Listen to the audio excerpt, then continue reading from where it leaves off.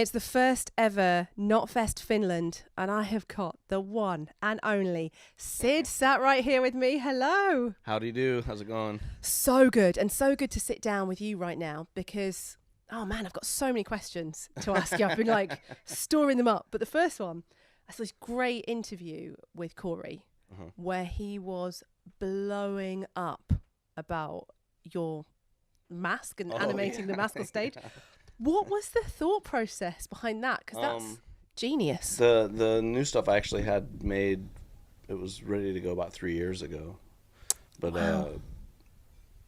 don't know, it's just been like a process, for it to like, for reveal to reveal to reveal, So like, even with the new mask, I still have the old one. Right. I'm just carrying the head around now.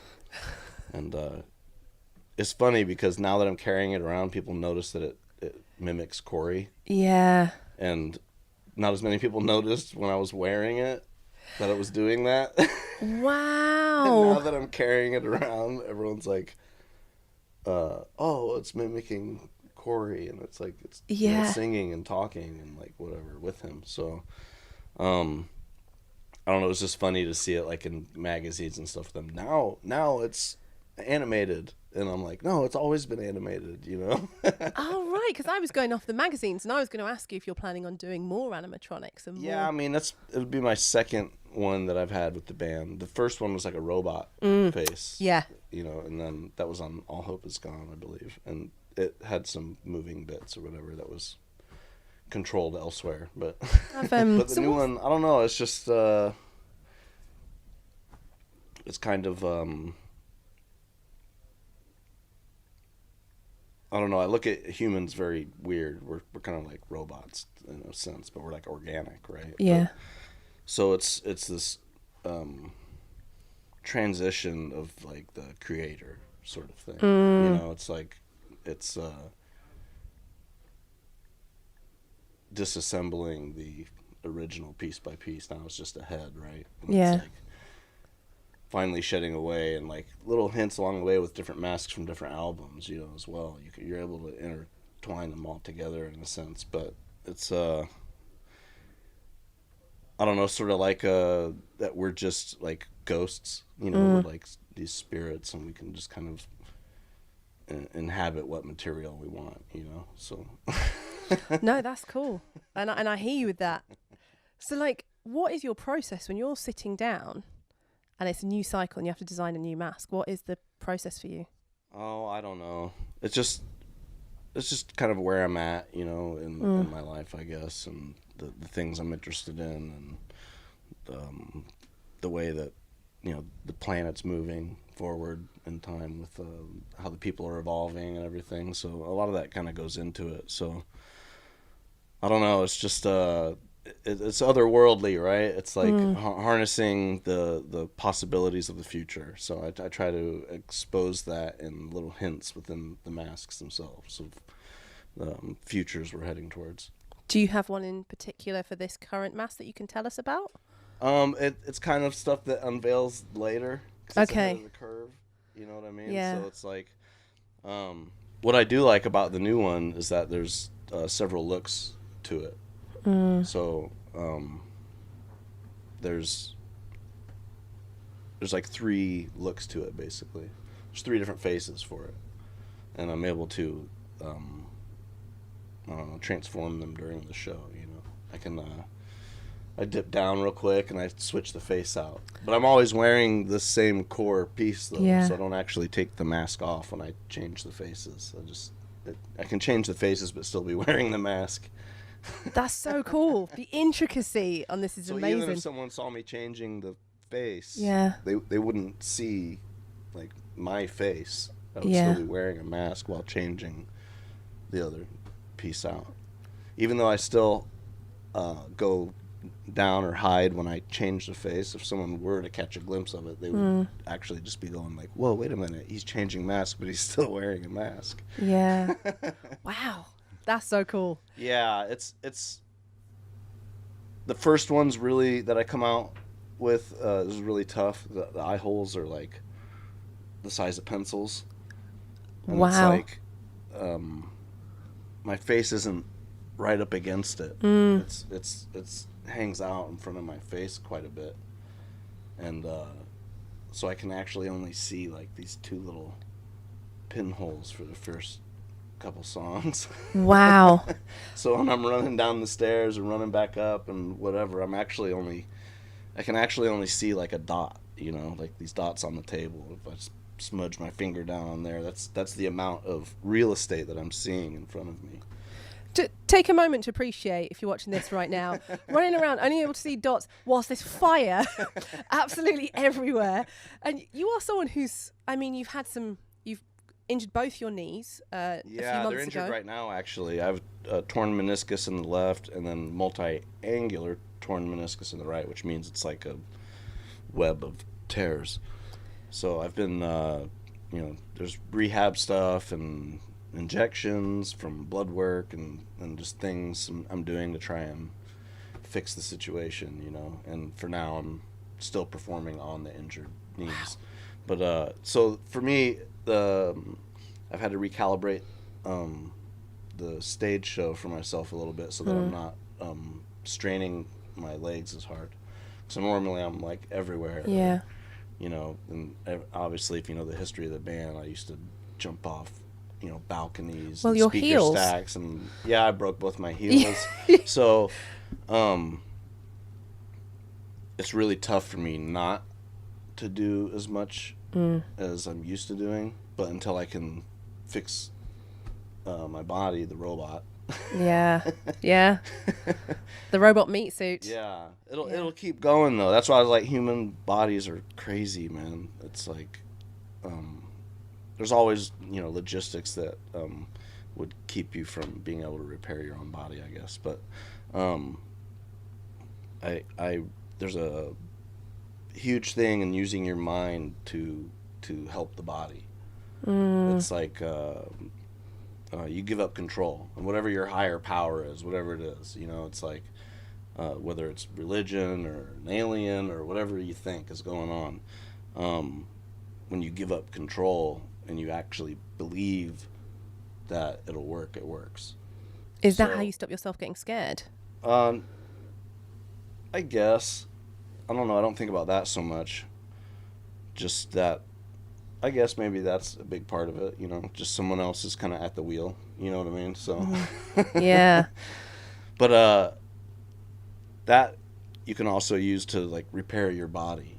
Right. So, and I've even had therapists and people I've been working with that can visually see it happening, things rearranging themselves in the body, and like, so it's like just allowing it to happen. You know what I mean? You gotta honestly believe in it and give up control to it.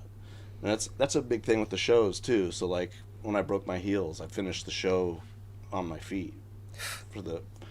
Basically we put a bar stool behind the turntables, and I put one leg on it at a time, and I kept switching, so that way from the audience they would still see like a leg down there, and it would look like, oh, he's still standing, you know, like. Wow. But that's like in that moment telling myself I'm gonna be all right, I'm gonna get through it, and I'm gonna fix it, you know. And I did. I got back, I got better. I was after that, I even got to the best shape I was ever in, you know. Wow. So, yeah. And that's amazing, because we need you up there. I'm back at that again now though with the knees, so it's like it limits the amount of things you can do to physically be ready to do these sort of things, you know. And so with slow, steady, confident work and a strong mind, I'll get my legs back. So we need it, especially with the new album coming very soon. Yeah. And there's been so many. One of the things I wanted to ask you about, there's so many advancements now from when Slipknot first started in DJ equipment, and what you can do live. Is there anything in particular that you get excited about, like the advancements that have happened? I don't know. I'm kind of like, I'm a gadget freak. I'm like a total nerd with electronics and keyboards and drum machines and computers and anything I can use for making music. And I don't know, I just always, as soon as something new comes out that's like really, I don't know, influential in my field, like I buy it. You know, I just grab it, anything. It doesn't matter what brand it is, who makes it, if it's an app on my iPad, if it's a turntable, if it's the newest drum machine ever made, or an original like a SP1200. Like it's just a matter of manipulating sound. So I for new instruments and new ways of making sounds and stuff, I don't know, I've just always gluttoned myself with every possible product to make noise and music with. That it's I don't think that's ever been like a thing. It's just part of the constant ongoing path of making music, right? That's part of why you're top of your game, being able to use all of those things, but in the way that you do manipulate them.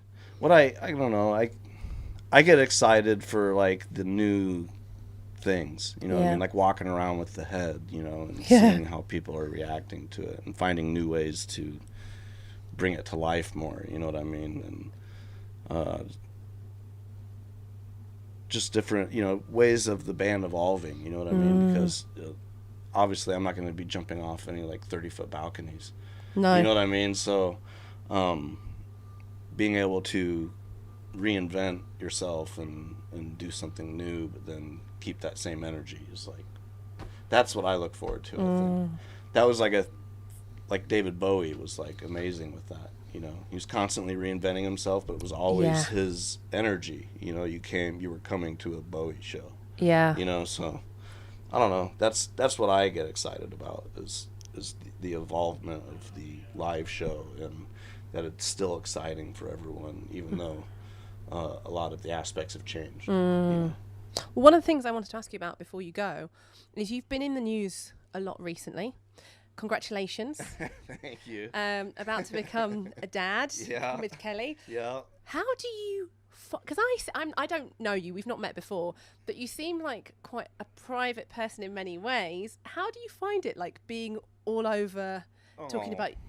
I don't know. It doesn't bother me. Doesn't bother you? No, you know, I mean, it's just part of my life, you know what I mean? Like, you know, I love her to death, so it doesn't,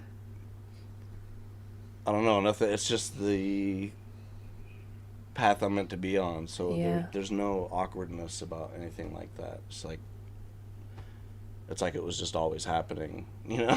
I just heard collective hearts melt watching this, because there's nothing sweeter than seeing your favourite rock stars in love and happy. Now, just to finish up, where do you see Knotfest going? Because this is huge, and I don't know if you feel this way, but SLIPKNOT almost seems to have become bigger than the music. It's a community, it's a lifestyle. Culture now. Yeah. I mean, you know, there's Knotfest Roadshow. Yeah. Knotfest, and that's like, you know, I think just more things will come out of that, you know. Yeah. You know, there's so much going on with internet now is king, right? So I mean, you've got shows and radio stations and NFT worlds and all this different stuff. So it's like that the SLIPKNOT world will just keep expanding into all these things that are happening, you know. And it's a culture, so it's going to live on forever. Even when we're all gone, it'll be living and breathing. You know? It's its own thing now. It's a machine. You know what I mean? And it's like it's perpetual. Like you don't have to put any gasoline in the engine. Like it's just the momentum keeps it moving all on its own. A bit like the mask. Well, thank you so much for chatting to us here at Knotfest. Yeah. Have an amazing show tonight. Thank you. And we'll catch you again soon. Yep. Have a good time.